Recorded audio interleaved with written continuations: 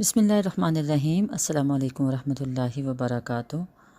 अभी तक हमने सूरह आल इमरान की आयत 48 तक ट्रांसलेशन पढ़ी थी।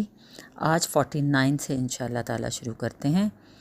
ये हज़रत ईसा अलैहिस्सलाम के बारे में। हज़रत ईसा अलैहिस्सलाम मुखातिब हैं लोगों से।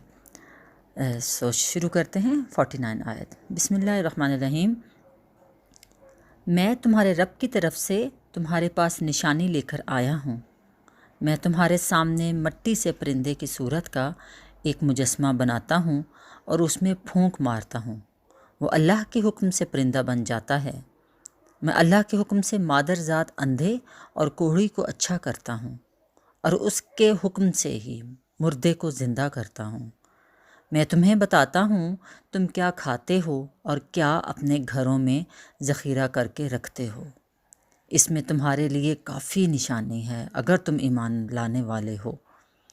और मैं उस तालीम और हदायत की तस्दीक करने वाला बनकर आया हूँ जो तौरात में है, जो तौरात में से इस वक्त मेरे ज़माने में मौजूद है। और इसलिए आया हूँ कि तुम्हारे लिए बाज़ उन चीज़ों को हलाल कर दूँ जो तुम पर हराम कर दी गई हैं। देखो, मैं तुम्हारे रब की तरफ से तुम्हारे पास निशानी लेकर आया हूँ, लिहाजा अल्लाह से डरो और मेरी अताअत करो। अल्लाह मेरा रब भी है और तुम्हारा रब भी, लिहाजा तुम उसी की बंदगी अख्तियार करो, यही सीधा रास्ता है। जब ईसा अलैहिस्सलाम ने महसूस किया कि बनी इसराइल कुफ्र व इनकार पर आमादा हैं तो उन्होंने कहा, कौन अल्लाह की राह में मेरा मददगार होता है। हवारियों ने जवाब दिया, हम अल्लाह के मददगार हैं और हम अल्लाह पर ईमान लाए। आप गवाह रहें कि हम मुस्लिम हैं। मालिक, जो फरमान तूने नाजिल किया है हमने उसे मान लिया और रसूल की पैरवी कबूल की। हमारा नाम गवाही देने वालों में लिख ले। फिर बनी इसराइल ईसा अलैहिस्सलाम के ख़िलाफ़ खुफिया तदबीरें करने लगे। जवाब में अल्लाह ने अपनी खुफिया तदबीर की और ऐसी तदबीरों में अल्लाह सबसे बढ़कर है। जब उसने कहा, ए ईसा, अब मैं तुझे वापस ले लूँगा और तुझको अपनी तरफ उठा लूँगा और जिन्होंने तेरा इनकार किया है उनसे तुझे पाक कर दूँगा और तेरी पैरवी करने वालों को क़यामत तक उन लोगों पर बाला दस्त रखूँगा जिन्होंने तेरा इनकार किया। फिर तुम सबको आखिरकार मेरे पास आना है। उस वक्त मैं उन बातों का फ़ैसला कर दूँगा जिनमें तुम्हारे दरमियान इख्तलाफ हुआ है। जिन लोगों ने कुफ्र व इनकार की रविश इख्तियार की है उन्हें दुनिया और आखिरत दोनों में सख्त सज़ा दूँगा और वो कोई भी मददगार ना पाएंगे। और जिन्होंने ईमान और नेक अमली का रवैया इख्तियार किया है उन्हें उनके अजर पूरे पूरे दिए जाएंगे। और ख़ूब जान लो कि ज़ालिमों से अल्लाह हरगिज़ मोहब्बत नहीं करता। ए नबी, ये आयात और हिकमत से लबरेज़ तज़किरे हैं जो हम तुम्हें सुना रहे हैं।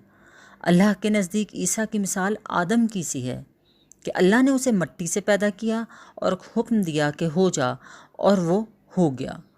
ये असल हकीकत है जो तुम्हारे रब की तरफ से बताई जा रही है और तुम उन लोगों में से ना होना जो इसमें शक करते हैं।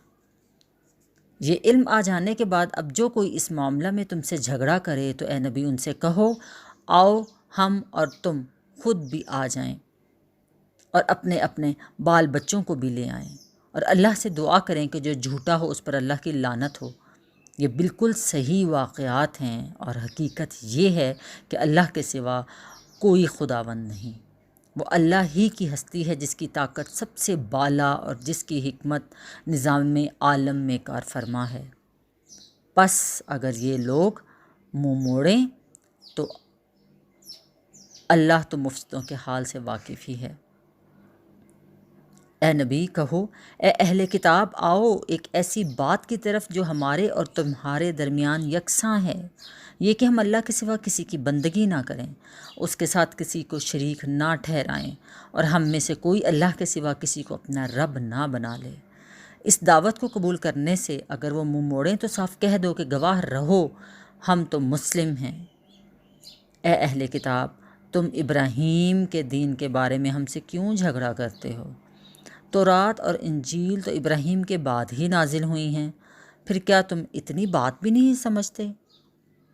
تم لوگ جن چیزوں کا علم رکھتے ہو ان میں تو خوب بحثیں کر چکے، اب ان معاملات میں کیوں بحث کرنے چلے ہو جن کا تمہارے پاس کچھ بھی علم نہیں؟ اللہ جانتا ہے تم نہیں جانتے۔ ابراہیم نہ یہودی تھا نہ عیسائی، بلکہ وہ ایک مسلم یکسو تھا، اور وہ ہرگز مشرکوں میں سے نہیں تھا۔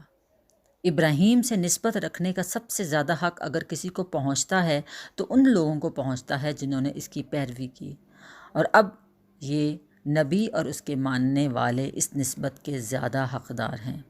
اللہ صرف انہی کا حامی و مددگار ہے جو ایمان رکھتے ہیں۔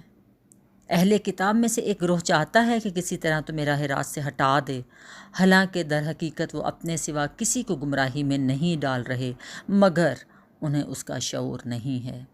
اے اہل کتاب، کیوں اللہ کی آیات کا انکار کرتے ہو حالانکہ تم خود اس کا مشاہدہ کر رہے ہو؟ اے اہل کتاب، کیوں حق کو باطل کا رنگ چڑھا کر مشتبہ بناتے ہو؟ کیوں جانتے بوجھتے حق کو چھپاتے ہو؟ اہل کتاب میں سے ایک گروہ کہتا ہے کہ اس نبی کو ماننے والے پر جو کچھ نازل ہوا ہے اس پر صبح ایمان لاؤ اور شام کو اس سے انکار کر دو۔ شاید اس ترکیب سے یہ لوگ اپنے ایمان سے پھر جائیں۔ نیز یہ لوگ آپس میں کہتے ہیں کہ اپنے مذہب والے کے سوا کسی کی بات نہ مانو۔ اے نبی، ان سے کہہ دو کہ اصل میں تو ہدایت اللہ کی ہدایت ہے، اور یہ اسی کا دین ہے، کسی کو وہی کچھ دے دیا جائے جو کبھی تم کو دیا گیا تھا، یا یہ کہ دوسروں کو تمہارے رب کے حضور پیش کرنے کے لیے تمہارے خلاف قوی حجت مل جائے۔ اے نبی، ان سے کہو کہ فضل و شرف اللہ کے اختیار میں ہے، جسے چاہے عطا کرے، اور وہ وسیع النظر ہے، اور سب کچھ جانتا ہے، اپنی رحمت کے لیے جس کو چاہتا ہے مخصوص کر لیتا ہے، اور اس کا فضل بہت بڑا ہے۔ صدق اللہ العظیم۔ آیت 74 تک ٹرانسلیشن ہم نے پڑھی ہے۔ اللہ تعالیٰ ہمیں اپنے وقت میں سے کچھ ٹائم نکالنے کی توفیق دے، اور ہم خود بھی کچھ اپنے اندر تبدیلی پیدا کریں تو انشاءاللہ تبدیلی پیدا ہوتی ہے۔ اللہ تعالیٰ پڑھنے کی اور سمجھنے کی اور عمل کرنے کی توفیق عطا فرمائے ہم سب کو، آمین یا رب العالمین۔ جزاکم اللہ خیر۔